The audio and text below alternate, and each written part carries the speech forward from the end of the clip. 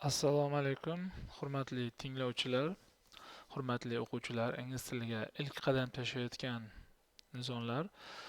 Em, Bugun Xudo xolasa biz grammatika darslarini birgalikda boshlaymiz. Men O'ktam teacher bo'laman va sizlar bilan birgalikda shu grammatikani boshidan oxirigacha tushuntirib, sizlarga men hamma yo'l yo'riqlarni ko'rsatmoqchiman, Xudo xolasa. Chunki bilaman hammaning maqsadi IELTS olish, SAFR olish yoki chet elga chiqish. Mana shularga erishish uchun har doim grammatikamiz mustahkam bo'lishi kerak, grammatikamiz zo'r bo'lishi kerak va bu o'shaning uchun men shunga qaror qildim. Bugundan boshlab Xudo xolasa joylab boraman kanalimga. Grammatikaga bo'lgan qiziqishimizni birgalikda oshiramiz, chunki juda muhim narsa, bilasizlar. Va biz Murphyni Cook kitobi bo'lardi. O'zimiz tilida mana Cook Murphy deyiladi. O'shaning 4-chi, fourth editioni bor. O'shani tanladik. Ya'ni intermediate uchun deyilgan, lekin bu ingliz tilini noldan, shu boshidan boshlamoqchi bo'lganligi ham to'g'ri keladi. Xo'p, vaqtimiz kam va ko'p narsani cover qilishimiz kerak, ko'p narsani tushuntirish kerak. Xo'p, boshlaymiz. Present continuous qanaqa zamon? Mana o'zimiz tilida hozirgi davom etayotgan zamon. Ya'ni mana I am doing deb yozib qo'ygan. Mana men qilyapman, men ketyapman, men uxlayapman, men ovqat yeyapman. O'sha ingliz tilida I'm doing, I'm cooking, I'm running, I'm sleeping, I'm jumping, I'm talking, I'm dancing va hokazo. Ya'ni buni yasash uchun, bu zamonni yasash uchun biz mana to be fe'ldan foydalanamiz. Menimcha juda ko'pchilik o'zi to be ni biladi, maktabda o'tgan yoki qayerdadir eshitgan. Mana I am, he, she, it is, we, you, theylarga are bo'ladi. Bularni menimcha bilasizlar. Agar bilmasalaring, mana shu oddiy to be fe'lni ham maslahatim birinchi to be fe'l nimaligini o'rganib olinglar, keyin men bu darslarim boshlasa ham bo'ladi. Demak, men darslarim juda ham noldan emas-da. Men bu ingliz tilidan ozgina tushunchasi bor, lekin grammatikada qiynaladi, juda ko'p xato qiladi. Men bu IELTS essay yozganda yoki speaking qilganda ko'p xato qiladi. Shular uchun asosancha, lekin noldan inglizni o'rganaman deganlarga ham albatta to'g'ri keladi bu darslarimiz, Xudo xolasa. Xo'p, ya'ni men qilyapman. Buni yasash uchun mana shu to be fe'lni foydalanamiz va fe'llarimizga mana ingliz tilida ing qo'yiladi. Mana driving, haydayapman, working, ishlayapman, doing, qilyapman. Mana bu oddiy ko'rsatak, mana bu rasmga qarasalaring, mana bu ayol, mana bu Sarah ekan, mana bu Sarah is in her car, ya'ni Sarah mashinasida o'tiribdi. She's on her way to work, ishiga ketyapti. She's driving to work, ya'ni ishiga haydab, mashinani haydab ketyapti. Ya'ni she's driving to work bo'lyapti. Juda ham oddiy. Ya'ni hozirgi mana this means she's driving now, ya'ni hozir ayni vaqtda haydab ketyapti mashinani. At the time of speaking, ya'ni mana shu narsani gapirayotgan paytda u ish harakat bo'lyapti mana. Lekin ish harakat tugamagan debdi mana. The action is not finished. Demak, qachon ishlatamiz present continuousda bitta harakatni boshlab hali tugamasa, ya'ni davom etyapti hali. Shuni ishlatamiz. Yana bitta pointi bor ekan. Mana point B da I'm doing something, I'm in the middle of doing it, ya'ni bir nimani qilyapman, shuni o'rtasidaman. I've started doing it, ya'ni shu ishni qilishni boshladim. I haven't finished, lekin hali tugatmadim. Misol uchun mana bitta misol, please don't make so much noise, ya'ni ko'p shovqin qilma. I'm trying to work. Men ishlashga harakat qilyapman. Demak, bu yerda I try to work desa xato bo'lar ekan. Present simple ishlatsalar xato ekan. Biz I'm trying to work deyishimiz kerak. Where is Mark? Mark qayerda? He's having a shower. U dush qabul qilyapti. He has a shower desalaring, demak, bu xato hisoblanar ekan. Okay? Let's go out now. Ketib ko'chaga chiqamiz. It isn't raining anymore. Ya'ni yomg'ir yog'mayapti. Agar sizlar it doesn't rain desalar, demak xato. Chunki sizlar hozir aynan bo'layotgan ish haqida, ish harakat haqida gapiryapsizlar. Shuning uchun present continuous ishlatish kerak. Bitta misollarni tashlab o'tib ketaman, chunki vaqtimiz iloji boricha shu qisqaroq qilmoqchiman videolarni. Bo'lmasam tinglovchilar, o'quvchilar zerikib qolishi mumkin. Yana bitta juda ham muhim point bor, ya'ni bitta muhim aytilgan narsa bor. Qaranglar. Steve hozir do'sti bilan telefonda gaplashyapti. Mana Steve is talking to a friend on the phone. He says, qaranglar, I'm reading a really good book at the moment. At the moment degani hozir ayni vaqtda debdi. Men juda zo'r kitob o'qiyapman debdi. Mana hozir do'stiga aytib beryapti. Juda ham zo'r, qiziqarli kitob o'qiyapman. Lekin aynan hozir kitobda o'qimayapti. Shu kunlarda o'qiyapti yoki 2-3 kun bo'ldi boshlaganiga va hali ham o'qiyapti. Mana o'zbek tilida ham aytamiz-ku, ikkita do'st ko'chada ko'rib qolsa, nimalar qilib yuribsan desa, men boksga qatnashyapman yoki IELTSga boryapman, ingliz tilini o'rganyapman deydi, lekin ayni gaplashayotgan payt o'rganmayapti. O'sha ingliz tilini boshlagan, o'sha paytlarda ingliz tilini o'qiyapti degan ma'noda ishlatsang bo'lar ekan. Mana rasmga qarasalaring. Mana bu example'ga qaraylik. Kate wants to work in Italy, ya'ni Kate Italiyada ishlashni xohlaydi. So she's learning Italian va shuning uchun u italyan tilini o'rganyapti. Okay? Ya'ni gapirayotgan paytda italyan tilini o'rganmayotgandir, lekin umumiy holatda aytadi, men hozirgi kunlarda shu italyan tilini o'rganyapman. Okay? Yoki mana keyingi misolga qarasalaring, some friends of mine are building their own house. Ya'ni bir do'stlarim o'zining uyini qurishmoqda. They hope to finish next summer. Ya'ni keyingi yozda xudo xolasa tugatishni rejalashtiryapti, debdi. Okay? C ga qarasalaring, qayli men sizlarga keyword, ya'ni kalit so'zlar bor ekan. Today, bugun, this week, shu hafta, this year, shu yilda present continuous ishlatsa bo'lar ekan. Ya'ni qayli, you're working hard today. Bugun juda qattiq ishlayapsan. Agar sizlar you work hard today deb present continuous da mana bu holatni ishlatsalar, bu umumiy holat bo'lib qoladi. Ya'ni har doim sen qattiq ishlayapsan degani. Aslida you're working hard today desalar, ya'ni bugun sen qattiq ishlayapsan deb aytmoqchilar. Okay? Yoki men keyingi misolga qaraylik, the company I work for isn't doing so well this year. Ya'ni men ishlaydigan kompaniya bu yil yaxshi emas biznesi. Ya'ni biznesda uncha muvaffaqiyatga erishmayapti demoqchi. This year ishlatilgan, ya'ni bu yil. Balki o'tgan yili muvaffaqiyatli bo'lgandir, kelajakda yaxshi bo'lib ketadi, lekin bu yil uncha yaxshi emas ishi. Shuning uchun present continuous ishlatgan. Demak, men keywordlar bilan, men bu kalit so'zlar bilan present continuous ishlatsa bo'ladi. Okay? Keyin yana bitta D pointimiz bor. Biz qachon present continuous ishlatamiz? Men bu fe'llar bilan debdi. Present continuous ishlatinglar, ya'ni mana shu fe'lga present continuous qo'shsak to'g'ri bo'ladi. Ya'ni qaranglar, get, olmoq, change, o'zgartirmoq, become, shunaqa bo'lmoq, bu ham fe'li. Buni endi keyingi mashqlarda kontekstida kelsa yana tushuntirib o'taman. Increase, ko'tarilib, oshirmoq, rise, o'zi ko'tarilmoq, fall, tushib ketmoq, grow, bu ham o'smoq, improve, yaxshilamoq, begin, boshlamoq, startdan boshlamoq. To'g'ri, tez tarjima qilyapman, do'stlar, lekin bemalol videoni pauza bosib, qayta eshitib, yaxshi tushunmasalar ham bo'ladi. Savolda qayerman? Is your English getting better? Ya'ni ingliz tiling yaxshilanyaptimi deb so'rayapti. Agar sizlar does your English get better desalaring, bu ma'nosi to'g'ri kelmay qoladi-da. Ko'rasizlar, ayni mana bu fe'llar bilan ing qo'yiladi debdi. The population of the world is increasing very fast. Mana bu yerda juda to'g'ri keladi. Ya'ni umumiy trend, umumiy o'zgarishlar bo'lyapti. Ya'ni dunyoning aholisi juda tez o'sib bormoqda. Agar sizlar increases desalaring, demak kontekstga to'g'ri kelmay xato hisoblanar ekan. At first, I didn't like my job. Boshida men ishimni uncha yoqtirmadim. But I'm beginning to enjoy it now. Lekin endi menga yoqyapti ishim. Men enjoy qilishni boshlayapman ishimdan. Okay? Demak, qisqacha qilib aytganda mana shulardan iborat. Men to'g'risi bu kitobdan tashqariga chiqib boshqa holatlarni aytganim yo'q. Men chunki shu kitob bo'yicha ishlamoqchiman. Xudo xolasa, men shu darajada, men shu narsalarni bilib olsalaring boshida keyingi levelga chiqqanlarni xudo xolasa yana ham chuqurroq o'rganasizlar present continuousda. Xo'p, endi mashqlari bor ekan. Mana bu yerda mashqlarni bajaraylik. Sizlarga hammasini emas, chunki vaqtimiz to'g'risi ko'p ketib qoladi. Men sizlarga ayrimlarini ko'rsatib beraman. Misol uchun, qolganlari sizlarga uyga vazifa. Mana onlayn YouTubedan o'rganyapsizlar, lekin shunda ham sizlarga uyga vazifa bermoqchiman. Mana o'zlaring men bajarmaganlarimni to'xtatib, pauza qilib, o'zlaring mana bu shu ekranda qilsa bo'la qolasan, daftarga yozinglar. Lekin daftarga yozgan menimcha foydaliroq va tez esda qoladi deb o'ylayman. Xo'p, birinchi so'zi namuna berilgan, o'zi qilib qarang. Please don't make so much noise. Ko'p shovqin qilma iltimos. Bunga F bo'ladi ekan. I'm trying to work, ya'ni ishlashga harakat qilyapman deb. Ko'ryapsizlarmi? Hozir ayni vaqtda men ishlashga harakat qilyapman. I am, mana to be olingan, trying to work, ya'ni ing bilan olingan. Xo'p, ikkinchisini qilib beramizlar. I need to eat something soon, ya'ni men bir nima yeyishim kerak hozir. Shu 1-2 soatda bir nima yeyishim kerak.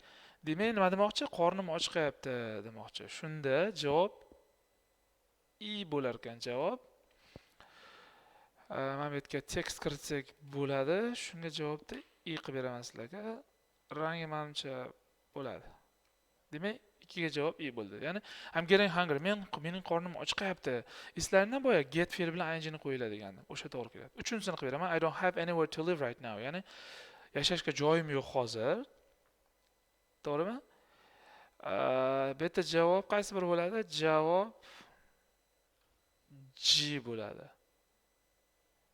Ha. G ni yozamiz mana bu yerga.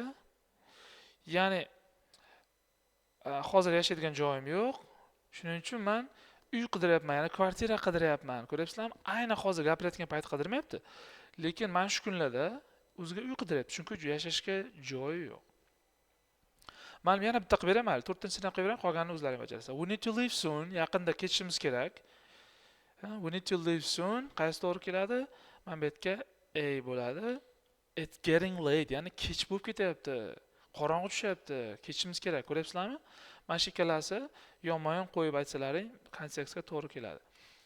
5, 6, 7, 8 da o'zlaring bajarasiz. Sizlarga bu vazifa. Xo'p, keyingisiga o'tamiz. Yana boya aytgandek, vaqtni tejash maqsadida bo'lyapti.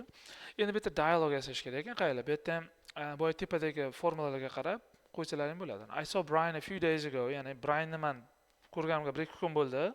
Oh, did you? Yo'q, debdi. What's he doing these days? Savolga qarang, mana these days. Shu kunlarda u nima qilyapti? Bilasizmi? These days, shu kunlarda, mana shu haftadami, o'sha 2 haftaning ichida nimalar qilyapti? Nimalar bilan shug'ullanyapti? Nimalar qilib yuribsan? Nimalar qilyapsan deb so'raymiz-ku o'zbek tilida.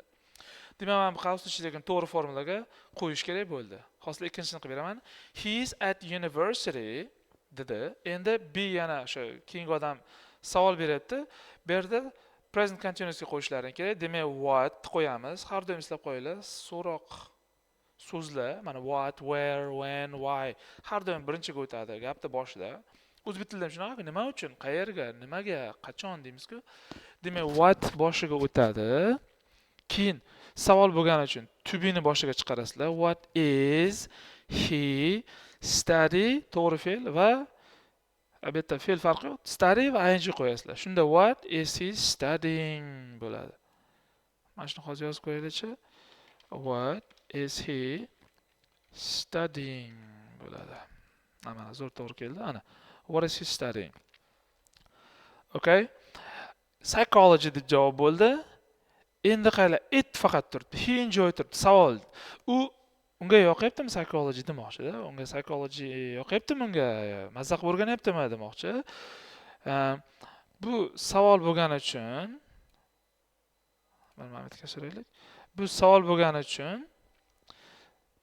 to be fe'li present continuous to be bilan yasaymiz-ku har doim. Shunda savol bo'lgancha is oldinga o'tadi. Is he enjoying it deb yozamiz. Ya'ni it deb psychology ni aytadi. Ya'ni psixologiyani o'qib, ya'ni psixologiya o'qishimga yoqyaptimi demoqchi. Men bu sorry, uzr guys, men buni katta qilmoqchiman. Mana, mana bunisi ekan katta. Bo'ldi.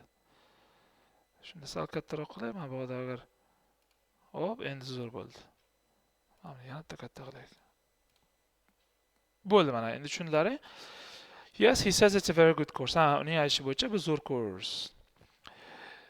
Demak, sizlar shu savol yasaganda darak gap, inkor gap, so'roq gaplarni o'sha formulasini bilib olinglar. Yordamchi fe'l har doim oldinga o'tadi, so'roq bo'lsa, to'g'ri? Misol uchun is he hungry. Mana he is hungry darak gap, u och. Is he hungry savol, is oldinga o'tdi. Endi u och emas demoqchi bo'lsalaring, he is not hungry deysizlar. Mana shuni va'zo qilib qayta-qayta eshitib bilib olinglar, lekin buni o'zi bilishlaring kerak o'zi bu darajaga chiqqanlaringda. Yana to'g'risi yana tushuntirib ketaveraman, xudo xolasa yaxshilab tushunasizlar. Unga ishonaman. Ikkinchisini sizlarga vazifa o'zlaring bajarasizlar. Okay? Endi men 1-3 dan ham qilib beraman sizlarga. Xo'p. Endi biz positive va negative qo'yishimiz kerak. Bu juda osonga o'xshayapti. Oh, please don't make so much noise. Ko'p shovqin qilma. I'm trying to work, to'g'rimi?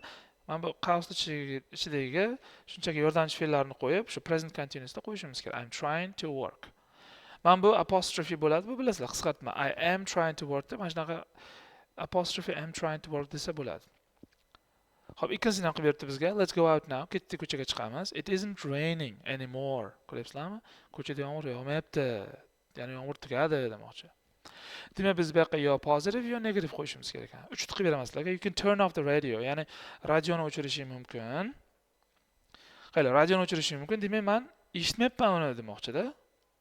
Okay, shunda I deymiz. Mana qavs chegini ochamiz. Bizga present continuous yasaganimiz uchun to be qo'yamiz. To be'mizni I bilan qaysi to be keladi? I am. Endi biz inkor qilishimiz kerak. Not. Endi qolgani listening tin aytganim yo'q. Bu qanaqa teacher tin aytdi demaylar. Listen deganim yo'q. Chiqib ketdi prosta. I am not listening to it bo'ladi javob. Tushundilar-mi? I'dan keyin am yordamchi fe'li keldi. Inkor bo'lgani uchun not qo'ydim.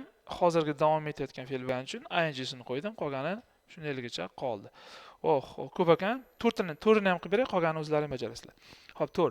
Kate phoned me last night. Ya'ni Kate menga kecha telefon qildi. She's on holiday in France. U Fransiyaga ketdi. Anaga holiday, ya'ni dam olishga Fransiyaga ketdi. Xo'p, present continuous qayerda? Men pastga qaraylar. U great time degani mazza qilyapti. Yo'qda zo'r vaqtini cho'g' o'tkazyapti va qaytib kelishni xohlamayapti. Mana bu doesn't ketib borib beringlar. Bu o'zi past present simple. Buni keyingi darsda o'tamiz, xudo xolasa. Demak, biz bu yoqqa nima deymiz? She present continuous bo'lgani uchun she dan keyin qaysi to be keladi? She is have the olamizda ing-si bilan qo'yamiz. She is having a great time, ya'ni u mazzaq zo'r vaqt o'tkazyapti va qaytib kelishni xohlamayapti. Okay? Ikkita qilib berdim. Mana 5, 6, 7, 8. Iloji boricha sizlarga ko'proq qoldirmoqchiman vazifa. Chunki o'zlaring practice qilsalaring yaxshida boshqacha. Mana shu ikkita qilib berganim menimcha o'zi yaxshi yordam bo'ladi. Okay, agar tushunmasalaring, ana zo'r solution, zo'r yechim bor. Mana shu mashqlarga tushunmasalaring, pastda kommentlar har doim ochiq turadi, to'g'rimi? Kommentga yozinglar, xudo xolasa, men bu o'zim har doimgi teachingdan shunday bo'shagan paytim shunday javob beraman, o'sha kuni xudo xolasa. YouTube'ga shunga yoqib qo'yaman, menga komment yozsalar menga xabar keladi. Shunday shu dars o'tayotgan paytimda ham tezda javob yozishga harakat qilaman, xudo xolasa. Okay. Xo'p. Bir turga o'tamiz, oxirgi mashqimiz. Demak, men bu fe'llarni qo'yib, o'sha ing formada qo'yishimiz kerak ekan. Xo'p, birinchisi, the population of the world is increasing very fast. Bu aytdik-a, dunyoning aholisi juda tez o'sib bormoqda. Ikkini qilamiz. Endi the world things never stay the same. Ya'ni men bu keyingi gapiga qarab ham ma'no chiqarib olsalarim bo'ladi. Ya'ni ishlar deymizmi? Ya'ni hayot bir joyda to'xtab qolmaydi demoqchiman aytdi. Demak nima? O'zgaruvchan debdi. Dunyo o'zgaryapti. Eslaringda bo'y men bu fe'l bilan ing ni qo'yiladi degandim. Shunda the world present continuous bo'lgani uchun to be kerak. The world. Qayda the world qaysi? Anoda qaysi shaxsdan nima deb o'ylaysizlar? Birinchi shaxsmi, ikkinchi shaxsmi? Uchinchi shaxs. Chunki the world ga it deb o'ylaylar, ya'ni jonsiz narsa deb tasavvur qilamizda. The world is deymiz. Changing bo'ladi. Nuqtasi bor o'zi. Things never stay the same. Ko'rdinglarmi? The world birlikda bo'lgani uchun va jonsiz narsa deb olganimiz uchun is qo'ydik. It bilan almashdi joy. The world is changing, things never stay the same. Bo'ldi. Okay? Shunda changing bo'lsa, biz mana bu yerda bunga qanaqa chiziqcha qo'ysa bo'lar ekan? Ya'ni change ketdi-da, sizlar change ni o'chirib tashlaylar. Men bu wordda bunaqa chizib qo'yadigan narsasi bo'lardi-ku, bunda yo'q ekan. Yo'q, men topolmayapmanmi? Mayli, bu muhim emas, change ketdi. Demak, qolgan 3 tasini o'zlaring bajarasizlar lug'at bilan. Okay? Bilmagan so'zlaringni lug'atdan ko'rib bajarasizlar. Eng muhimi sizlar men bu tepadagi formulaga qo'yib yozinglar. Men buni tushuntirgan qoidalarimni bitta o'qib chiqsalaring, men bu formulaga qo'yib yozsalaring bo'ladi. Okay? Bugungi present continuous dars tushunarli bo'ldi deb umid qilaman. Agar kamchilik bo'lsa, yaxshi tushuntirib bera olmagan bo'lsam, tez gapirgan bo'lsam, uzr sizlardan, uzr so'rayman. Kommentlar bo'lsa yozinglar albatta, share qilinglar kimgadir foydali bo'ladi deb o'ylasalaring.